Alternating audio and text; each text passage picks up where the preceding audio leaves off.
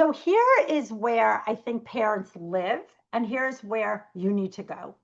So a lot of us, and please, if you're up for it, raise your hand and go, yep, you're kind of right, Les, is we assume that when we tell our kids something, that we're teaching it. And I always say, telling is not teaching, and listening is not learning. So sometimes we'll just say something once, we'll tell them, like, you need to, or you need to go do, and just assume miraculously, somehow or another, it will make its way into that working memory, stick somewhere, and then, of course, pull it out when needed again. I'm sorry, all of you need to raise your hand, including me. We all do it. So give me a thumbs up. All of us need to do, we all do it. And that's not how we get our kids to actually problem solve or remember things or do things on their own. There's actually 4 steps to it. So here's the first one. The first one is we model whatever it is we want them to do. We model it, right? We might say, okay, watch me. We're going to walk through the steps. I'm going to do them and you're going to watch. Okay. That's called modeling behavior.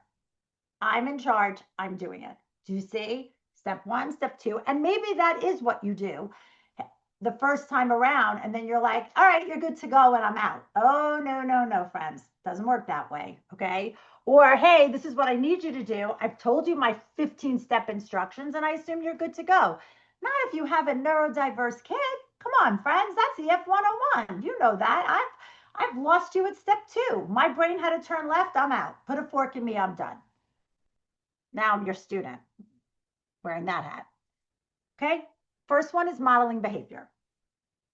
The second one is narrating behavior. That's when they're doing it, but you might still be walking them through the steps. And again, this is going to look different if you have a 13-year-old or an 18-year-old. All of it looks different, but I don't know your ages and stages, so I'm trying to keep it evergreen. But that's the, all right, let me see, great, you're going to do X. Okay, now you move to the next. You might even say, what's the next step? So you're dialoguing, but you're not physically doing anything. They have to have what we call an experiential experience. They have to do it. There has to be a tactileness so that it gets into their bones.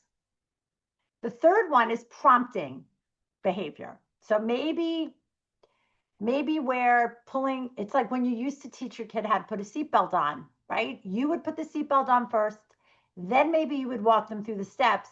And the third one, which is prompting, would be everybody's in the car and you're going to prompt the behavior, but you're not going to actually specifically say what it is.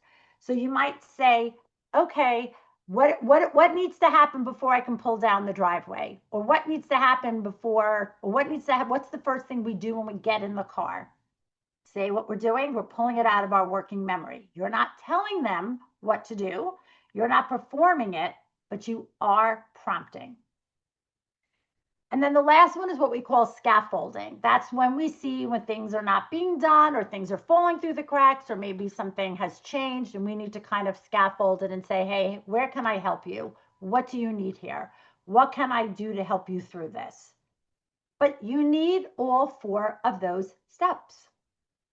That's what has to happen. You need, if you actually want them to do something, you can't move to the next phase until we know that the stage prior to it is actually complete.